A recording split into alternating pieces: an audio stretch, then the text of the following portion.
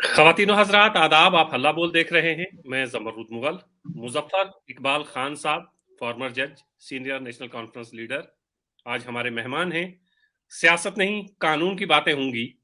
और पिछले चंद दिनों से आपने देखा है जिस तरह जेडीए ने रूपनगर में कुछ मकानात गिराए, और उसके बाद जिस तरह से रूपनगर के लोग, वो लोग जो बेघर किए गए थे, वो एक टेंट में रह रहे हैं, वो सड़कों पर हैं। सियासत भी थोड़ी बहुत हो रही है, लेकिन इस मसले में सियासत से ज्यादा इंसानियत का दखल है। और जिस तरह सुबह सुबह लोगों को बेघर किया गया, उस हवाले से वो कितना कानूनी था। सियासतदान अपनी बातें करते हैं, लेकिन कानून अपना काम करता है। मुजफ्फर इकबाल खान साहब हमारे मेहमान हैं। हम जानना चाहेंगे कि कानून क्या कहता है। जेडीए का इस तरह की कार्रवाई करना क्या आईनी है? जो लोग इस वक्त टेंट में रह रहे हैं, उनकी तस्वीरें, उनके वीडियो आप देख रहे हैं। अब सियासतदान भी वहां पे जाने लगे हैं।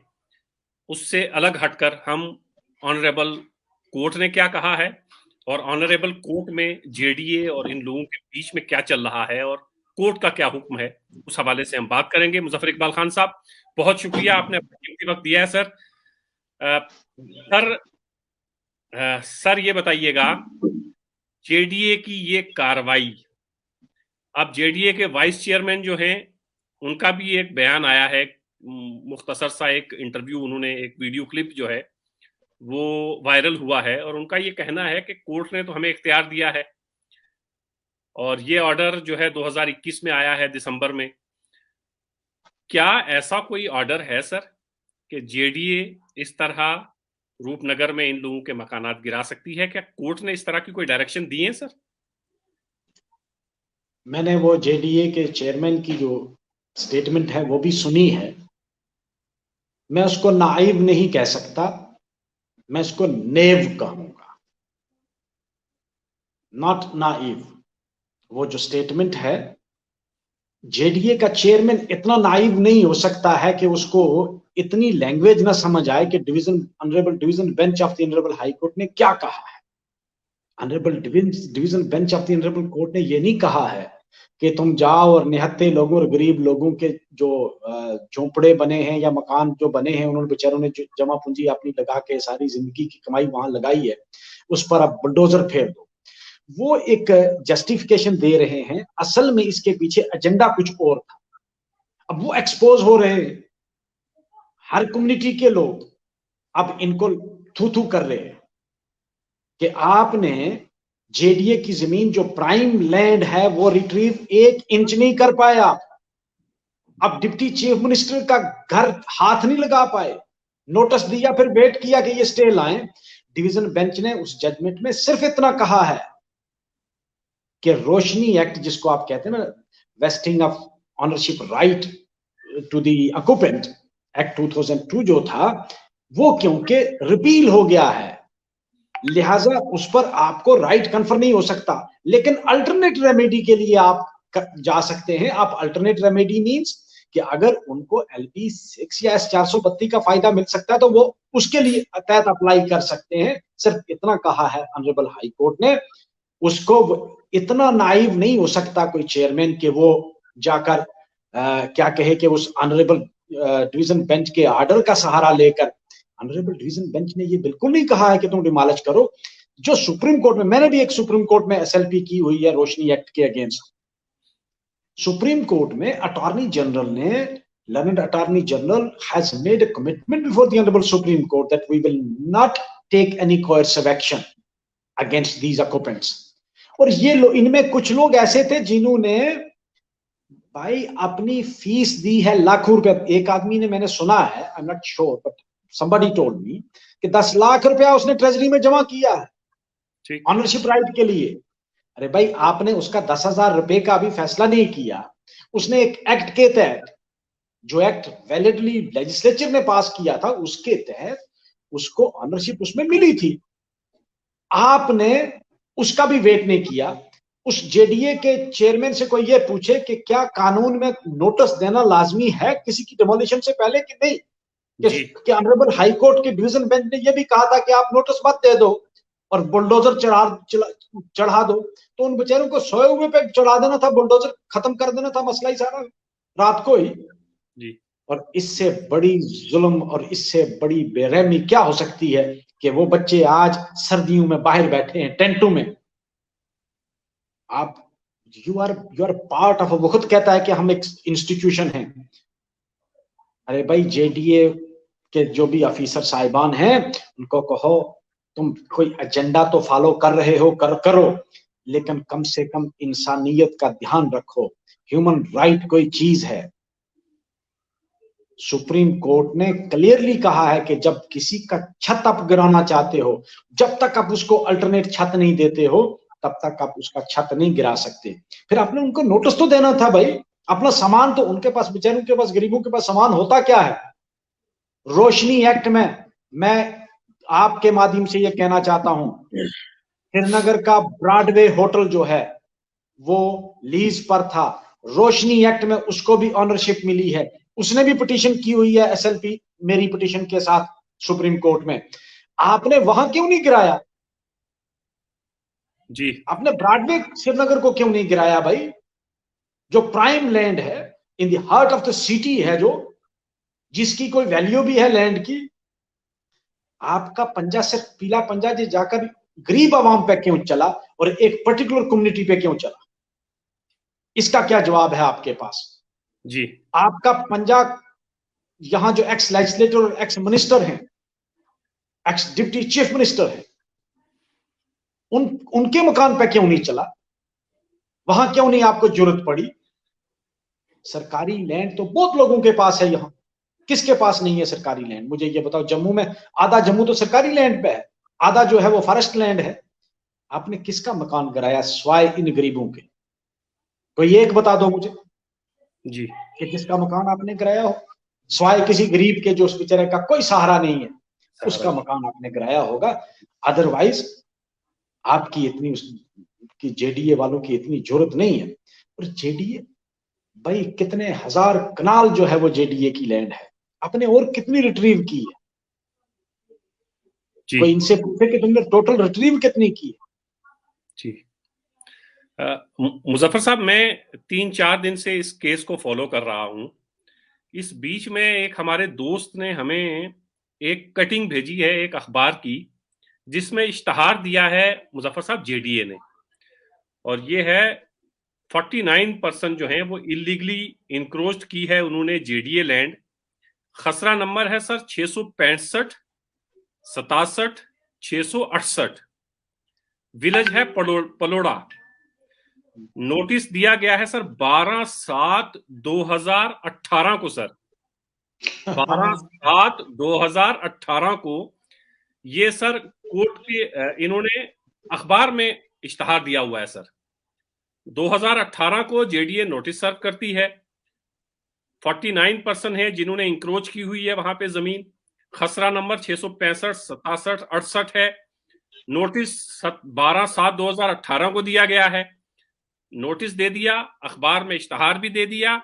उसके बाद ना वहां पे वो स्ट्रक्चर गिराए गए, ना जमीन वापस ली गई, और ये नोटिस इन्होंने 2018 में दिया है सर, और आज तक वहां कोई कार्रवाई इन्होंने नहीं की। जमूरत साहब, हम एक ऐसे मुल्क में रह रहे हैं जिसमें रूल ऑफ लॉ के 2-3 मीनिंग्स होते हैं, और जिसमें सुप्रीमेसी ऑफ द कॉन्स्टिट्यूशन है। ना जेडीए, ना ऑनरेबल हाई कोर्ट, ना honourable lieutenant governor, neither the house, the parliament और the state legislature is above constitution. It is the constitution which is supreme. और एक वेलफेयर स्टेट में रियासत का एक फर्ज बनता है हर आदमी को छत दे। हम एक वेलफेयर स्टेट में रह रहे हैं, हम कोई अनार्की में नहीं। हाँ, मैं मानता हूं इसको, बहुत सारे लोग कहते हैं और मैं उनके साथ एग्री करता हूं कि एक अनडिक्लेयर्ड इमरजेंसी इस वक्त चल रही है। कॉन्स्टिट्यूशन को लीगली आपने सस्पेंड नहीं किया है, लेकिन कॉन्स्टिट्यूशन का एहतराम कोई नहीं करता है।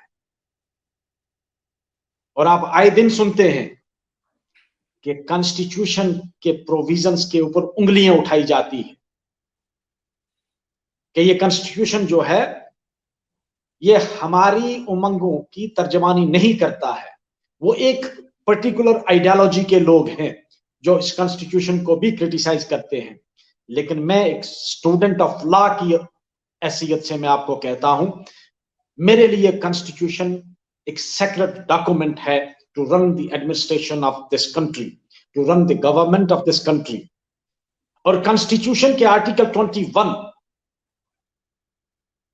मुझे यह हक देता है कि एक वेलफेयर स्टेट में रहते हुए एक स्टेट की यह जिम्मेदारी है कि वो मुझे छत दे।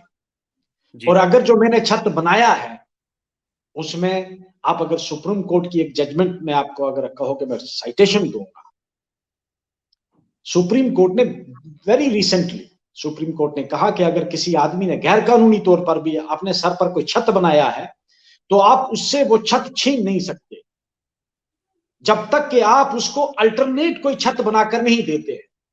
हम थोड़ी देर के लिए ये मान भी लेते हैं कि ये इनक्रोचर्स थे, लेकिन ये इनक्रोचर्स आज के नहीं थे, ये 1947 से पहले के इनक्रोचर हैं। अरे भाई जेडीए कब बना है? जेडीए तो अभी बच्चा है, ये तो 1947 से पहले कब्जा करके बैठे हुए हैं ना। फिर अब LB6 और S432 का, क्योंकि ये लोग बेचारे अनपढ़ लोग हैं, आज भी इन लोगों को दुनिया का कोई पता नहीं। आज भी जिस दुनिया में ये रहते हैं ना, उस दुनिया में उनको ये पता भी नहीं होगा कि S432 भी कोई चीज है।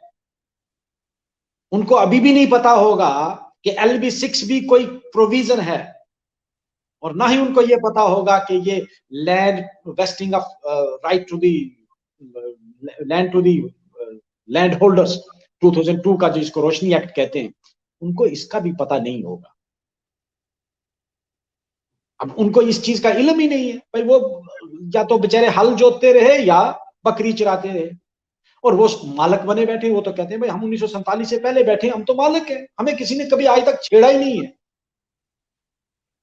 अब उन्होंने अगर इस्तेफादा नहीं लिया है, वो एक वो उनकी एक अलग दुनिया है, मेरी और आपकी एक अलग दुनिया है। अब उनसे ये एक्सपेक्ट करेंगे कि वो जाकर तहसीलदार को उन्होंने 1947 के बाद दरख्वास्त क्यों नहीं दी, या 1964-65 के बाद जब ये S432 बना, या 1972 के बाद जो बने एक्ट बने, उन्होंने दरख्वास्त क्यों नहीं दी? तो उनकी इलिटरेसी है, वो अनपढ़ लोग हैं। उनको ये पता भी नहीं है कि हम मालक हैं कि नहीं है। वो तो मालक बने बैठे क्योंकि 47 से पहले बैठे हैं, वो कहते हैं। बिल्कुल सर। तो उनको ये कहना कि ये गैर कानूनी नाजायज काबज है, ये सरासर ज्यादती है। और ये अपनी खामियों पे, उस झूठ पर पर्दा डाल रहे हैं ये लोग। असल मकसद इनका कुछ और है। लेकिन याद रखना, अब चुप बैठने वाले हम लोग भी नहीं और वो भी नहीं। आपने देखा उसकी प्रोटेस्ट में, रजौरी में प्रोटेस्ट हुआ, रजौरी में 3-4 जगह, थंदा मंडी में प्रोटेस्ट हुआ, रजौरी में उसका प्रोटेस्ट हुआ। क्यों? उनको पता था ये गलत है, ये जुल्म है। आपने एक पर्टिकुलर कम्युनिटी को लेकर, सिर्फ एक कम्युनिटी को टारगेट किया। हाँ, अगर उसके साथ ये किसी और 10 लोगों के गर्द किसी दूसरी कम्युनिटी के गिराते तो शायद हमें ये इतना फील नहीं होता। और मैं हकीकत आपको बताऊं, मैं ईमानदारी से कहता हूं, किसी भी कम्युनिटी, किसी मजहब के लोग, इस तरह के गरीब लोगों का अगर मकान गिरेगा, मुझे उसी तरह तकलीफ होगी, मुझे दर्द होगा कि ये जुल्म है। उस स्टेट, जिस स्टेट की, वेलफेयर स्टेट की ये जिम्मेदारी बनती है कि वो लोगों को छत प्रोवाइड करे, उनके बने हुए छत आपने गिराए और उनके बच्चे आज सड़कों पर इस सर्दी में बैठे हैं। मैं तो वहां जा नहीं पाया, जो लोग गए वहां, उन्होंने मुझे बताया कि नंगे पांव वो उस फर्श पर उनके बच्चे और बीवियां चल रही हैं, बाहर बैठी हैं, और पैर में जूता पहनने के लिए नहीं जी। आपने उनको इतना मौका भी नहीं दिया कि वो अपना सामान निकाल लें वहां से। इससे बड़ा जुल्म क्या होगा भाई? स्टेट एडमिनिस्ट्रेशन जुल्म करने से नहीं रन हो सकती, स्टेट एडमिनिस्ट्रेशन के पास एक कंपैशन, एम्पैथी होनी चाहिए, लेकिन एम्पैथी होगी किसको? यहां सब बाहर के लाकर आपने बैठाए हैं, जो ना हमारी जबान समझते हैं, ना यहाँ के लोगों के कल्चर को समझते हैं, ना यहाँ के लोगों की गुर्बत को अंडरस्टैंड कर सकते हैं। और ये जुल्म कब तक रहेगा? जुल्म की जब इंतहा हो जाती है ना, और जब लोगों को लग जाए कि ये रिजीम, ये निजाम एक पर्टिकुलर कम्युनिटी के अगेंस्ट जुल्म करने पर उतर आया है, तो याद रखो फिर रिवोल्यूशन आता है। और जब रिवोल्यूशन आता है उसको कोई नहीं रोक सकता। और रिवोल्यूशन, हर रिवोल्यूशन की जो बुनियाद है वो गरीब लोग बने हैं। आज तक तारीख उठा के देख लो, जितने दुनिया में रिवोल्यूशन चले, वो रिवोल्यूशन गरीब आवाम ने शुरू किया है। जब गरीब पे जुल्म हुआ, जब गरीब को, क्योंकि गरीब को टेंशन नहीं होती है, अरे भाई मुझे टेंशन होगी यार, मेरी ये लाइब्रेरी है, मेरा ये मकान है, ये कहाँ जाएगा, मैं मर जाऊंगा। गरीब को इन चीजों की टेंशन नहीं होती, क्योंकि उसके पास खोने के लिए कुछ होता नहीं। और ये आदमी जो आज सड़क पर आपने ला दिए, इनके पास खोने के लिए कुछ बचा नहीं है। इनको किस चीज का डर रहा? एक छत इन्होंने बनाया होगा अपने बच्चों का सर छुपाने के लिए, वो भी आपने छीन लिया। जी अब क्यों डरेंगे? अब वो क्यों डरेंगे? जी। मुजफ्फर साहब, ये इंतखाब शेख साहब हैं, ये आपसे ये सवाल पूछ रहे हैं, मैंने सामने रख दिया है। मुजफ्फर साहब, as per honourable Supreme Court provision they should have been rehabilitated somewhere else if this land yes, is so prime to JDA. जी सर। मैंने आपको पहले कहा ना कि सुप्रीम कोर्ट की रीसेंट जजमेंट है, उसकी कोई एक ऑर्गेनाइजेशन है, मुझे इस वक्त जहन से निकल गया उसका टाइटल जो था केस का, मैंने अभी पिछले दिनों पढ़ा है। सुप्रीम कोर्ट ने कहा कि अगर किसी की आपने जगह लेनी है, फॉर एग्जाम्पल उसने उस पर छत बनाया, यानी छत मीन्स के कोई मकान बनाया है, जी। उसको आपकी रिक्वायरमेंट है, आपने उसको लेना है। आप जब तक उसके लिए अल्टरनेट छत नहीं बनाओगे, रूफ उसके सर छुपाने के लिए नहीं बनाओगे, आप उसको नहीं ले सकते। और even otherwise, as a welfare state, it is the duty of the state to provide a shelter to every citizen. और जब उसने एक अपना छत बनाया, आप उसे छीन भी रहे हो, उसको आप सड़क पे फेंक रहे हो, ये इनह्यूमन है। और inhumanity is not contained in our constitution at all, और जुल्म है। और दूसरा जुल्म ये है कि आपने सबसे गरीब तबका चुना और एक पर्टिकुलर कम्युनिटी को चुना हिट करने के लिए। इसका जवाब, इसका खमियाजा भुगतना पड़ेगा। कुदरत तो लेगी, कुदरत भी हिसाब लेगी, लेकिन हम लोग भी लेंगे। अब हम चुप बैठने वालों में से नहीं है, ना हम डरने वालों में से। अब मुजफ्फर गोली साहब, चली। जी, मुजफ्फर साहब, जेडीए पे और वो ऑफिसरान जिन्होंने ये कार्रवाई की, उन पर क्या कोर्ट ऑफ कंडक्ट नहीं बनता है? बिल्कुल कंटेम्प्ट ऑफ कोर्ट बनेगी। एंड अगर मुझे कोई रिक्वेस्ट, मुझे पता नहीं उसमें वकील साहब कौन है, ऑनरेबल सेशंस जज ने इस पर स्टे दिया हुआ था, और अगर मुझे कोई रिक्वेस्ट करेगा, आई विल आर्गू इट, मैं इसको खुद बहस करूंगा कि अगर कोर्ट के आर्डर्स को भी आप इतना एहतराम भी नहीं करोगे, तो फिर कोर्टों को बंद कर देना चाहिए। बिल्कुल। फिर सब कुछ अगर जेडीए ने चलाना है या एडमिनिस्ट्रेशन ने चलाना है, तो फिर ये कॉन्स्टिट्यूशन, ये लॉ, ये सब, ये सिस्टम सारा ठप कर दो, अपनी कन्वीनियंस पे रख दो कि भाई जेडीए का चेयरमैन बैठेगा या डिविजनल कमिश्नर बैठेगा या डिप्टी कमिश्नर बैठकर जो मर्जी ऑर्डर करेगा, भाई उसी का ऑर्डर लास्ट है, फाइनल अथॉरिटी वही है। तो फिर कोर्टों का मुझे लगता नहीं कि कोई जवाब है कोर्टों में आने के लिए, या इस पूरे इतने बड़े सिस्टम को चलाने के लिए कोई जरूरत नहीं है। फिर किस लिए रखना है ये सब सिस्टम? और कोर्ट के ऑर्डर को अगर आप एहतराम नहीं करते हो, तो वो अनार्की है, वो लॉलेसनेस है। then it is the rule of jungle which prevails, because courts are there to check the reasonability of the order of the executive. Otherwise तो अगर चेक कोई नहीं होगा, तो एग्जीक्यूटिव अथॉरिटी तो अकाउंटेबल है नहीं कहीं भी। जी। उनको जो चाहेगा वो करेंगे, और जो उनकी आइडियोलॉजी है। और मैं ये बता दूं आपको, ये एक आइडियोलॉजी के लोग जो हैं, पर्टिकुलर आइडियोलॉजी के लोग, वो इन आजकल इन ओहदों पर बैठे हैं जो हरास करना चाहते हैं एक पर्टिकुलर कम्युनिटी को। लेकिन हम हरास होने वालों में से नहीं है, ना हम परवाह करते हैं, ना अब हम डरते हैं। हम अब मुकाबला करने पे उतर आए, क्योंकि आपने हर हद क्रॉस कर दी है। अब हमारे दिलों से डर आपने निकाल दिया। एक हद आती है ना, आदमी एहतियात करता है, ठीक है भाई, खामखा कन्फ्रंटेशन नहीं लेनी है, लेकिन ये लोग अब खामखा कन्फ्रंटेशन लेने पे आ गए हैं और एक पर्टिकुलर कम्युनिटी को सताना शुरू कर दिया है। उसका जवाब अब इनको मिलेगा।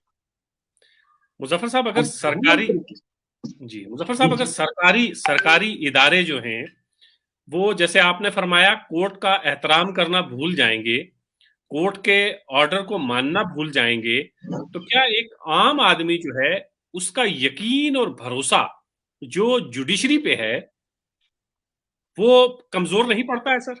उन्हें नहीं लगता कि ये इदारे जुडिशरी से बड़े हैं? देखिए, मैं as a student of law में आपको बताऊं, दी वर्स्ट पार्ट जो इस वक्त है कि बिकॉज ऑफ द डिले, दूसरा जो और बहुत सारे फैक्टर्स हैं, आज की डेट में लोग, आम आदमी का एतमाद जो है वो कोर्ट पर रिस्टोर करने की जरूरत है। अब मेरी बात समझ गए होंगे, the term I am using, उसको रिस्टोर करने की जरूरत पड़ गई है। आज से अगर आप 10 साल पीछे चले जाएंगे, जो मुल्क के किसी भी कोने का एक सिटीजन, गरीब से गरीब तर, जिसको दुनिया का कोई पता नहीं है, उसको अपनी अदलिया पे इतना एतमाद और यकीन था कि उसको पता था कि अगर मेरे साथ कोई जुल्म करेगा, ज्यादती करेगा, कोई पड़ोसी हो, एडमिनिस्ट्रेशन हो, तहसीलदार हो, थानेदार हो, मैं अदालत का दरवाजा खटखटाऊंगा। आज हमारी हालत ये हो गई है कि पब्लिक सेफ्टी एक्ट के अंदर जो बंद लोग हैं उनकी पिटीशनें नहीं सुनी जा रही। लोगों का एतमाद उठ रहा है और उस एतमाद को रिस्टोर करने के लिए अदलिया को ऑन वार फुटिंग काम करना पड़ेगा, तब जाकर लोगों का एतमाद वापस बहाल होगा। और अगर ये चीज ना हुई, इसका बहुत बुरा खमियाजा होगा। दूरदर्श असरात ये होंगे, मैं as a sensitive student of law आपसे बात कर रहा हूं, उसके दूरदर्श असरात ये होंगे कि कोई आदमी अदालत में इंसाफ के लिए नहीं जाएगा, वो पैसे देगा 4 क्रिमिनल्स को और अपना बदला लेगा। कोई आदमी इविक्शन के लिए कोर्ट में नहीं जाएगा, वो किसी गुंडा को खरीद के गरीब को उठा के बाहर फेंकेगा और कब्जा ले लेगा। कानून की का एहतराम तभी है जब अदलिया इन चीजों से ऊपर उठ के अकॉर्डिंग टू लॉ डिसाइड करेगा। सुप्रीम कोर्ट की जजमेंट्स है कि पब्लिक्स जो ये प्रिवेंटिव डिटेंशंस है एट द अर्लीस्ट सुननी जानी चाहिए। हमारे हाईकोर्ट का रूल है, जम्मू एंड कश्मीर हाईकोर्ट के रूल्स में है कि प्रिवेंटिव डिटेंशन की जो पिटीशंस है, प्रिवेंटिव डिटेंशन की पिटीशन 15 दिन के अंदर डिसाइड होनी चाहिए और उनको प्रायोरिटी दी जानी चाहिए स्पेशल केसेस से भी ऊपर लिस्टिंग में। लेकिन वो किताबों में रह गया। साल साल 2-2 साल हो गए लोगों को प्रिवेंटिव डिटेंशन में अंदर है, लेकिन सुनवाई नहीं हो पा रही। उससे इंस्टीट्यूशन की क्रेडिबिलिटी इरोड हो रही और लोग अब कुछ और सोचना शुरू हो गए हैं।